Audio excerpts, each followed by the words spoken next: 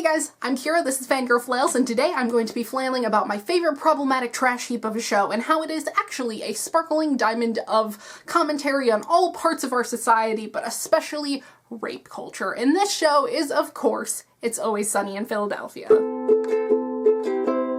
And as you can see from the title and description, this video has a huge trigger warning on it for talks of rape and abuse and coercing people into having unconsensual sex. We are going to be focusing on one scene in particular because it is the best example of what the show does really, really well, and it is one of the best commentaries on rape culture that I've ever seen. In the following clip, we see Mac and Dennis talking about why they need a mattress for their boat, and how the boat will increase their chances of getting laid. In short, it's because of the implication.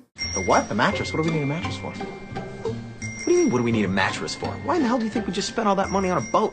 The whole purpose of buying the boat in the first place was to get the ladies nice and tipsy topside so we can take them to a nice, comfortable place below deck and, you know, they can't refuse because of the implication. Oh, okay. You had me going there for the first part. The second half kind of threw me. Well, dude, think about it. She's out in the middle of nowhere with some dude she barely knows. You know, she looks around her. What does she see? Nothing but open ocean. There's nowhere for me to run. What am I going to do? Say no?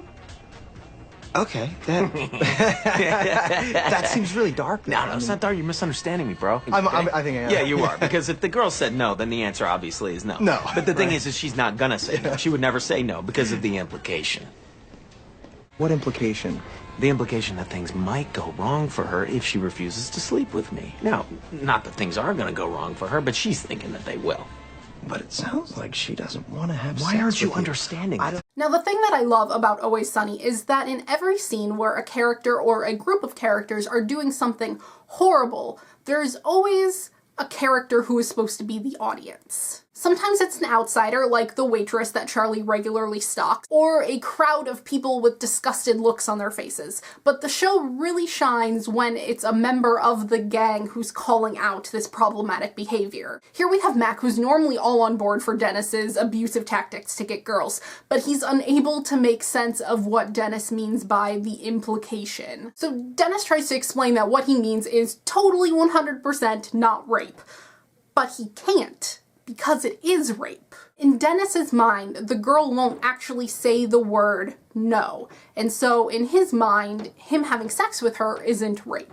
But Mac, who represents us, the audience, know that in this scenario, these girls don't want to have sex with him. By making her too scared to say no, he is coercing her into having sex and therefore is rape. So Mac is trying to figure out how this isn't rape, and there is nothing Dennis can say to make his behavior seem acceptable. In this scene, it's obvious that Dennis is a bad guy and he's doing a bad thing. Later on in the episode, they get stuck on a boat with a group of men and immediately assume that they're going to try the same thing by taking them out to sea where they can't say no or escape to have sex with them. And so, of course, both Mac and Dennis freak out because, oh my god, they don't want to have sex with these men. Well, I mean, Dennis doesn't want to have sex with these men. We really don't know about Mac, but, you know. This whole episode is saying, don't coerce people, even though the characters are horrible, rotten people who would definitely do that. This happens time and time again with homophobia, transphobia, blackface, and other types of racism, despite having characters who are fiercely homophobic, transphobic, and racist. I have a friend who claims that he wants Charlie and the waitress to become canon. I assume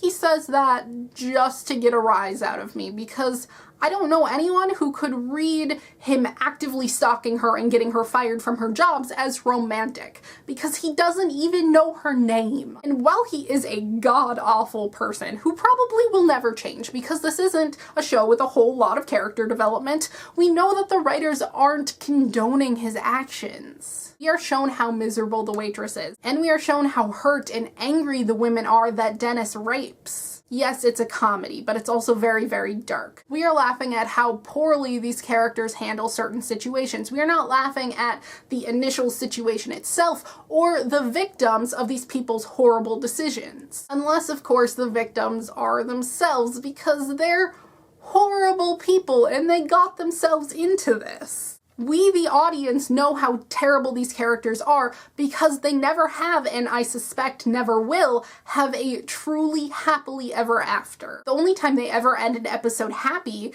is when they basically become self-aware and accept how terrible they are. The show is only ever heartwarming when they lean into their terrible trash heap of a friendship and just accept that they're the only ones that'll ever stick around and accept this shitty behavior. Otherwise, everything goes wrong for them, and that's the way it should be. Eventually I'll get around to talking about how society had these characters at a disadvantage.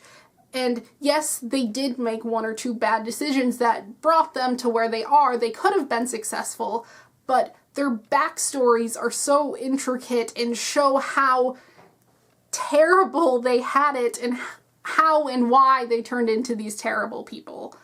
But for now, we're gonna leave it at that. Thank you guys so much for watching. Leave your analyzations of the characters in Always Sunny in the comments because those are always so much fun to read. I love It's Always Sunny in Philadelphia meta. It's my favorite kind of meta. So once again, thanks for watching and I will see you guys next time. Goodbye! We are finally flailing about books that I read this year, 2015, January wrap-up.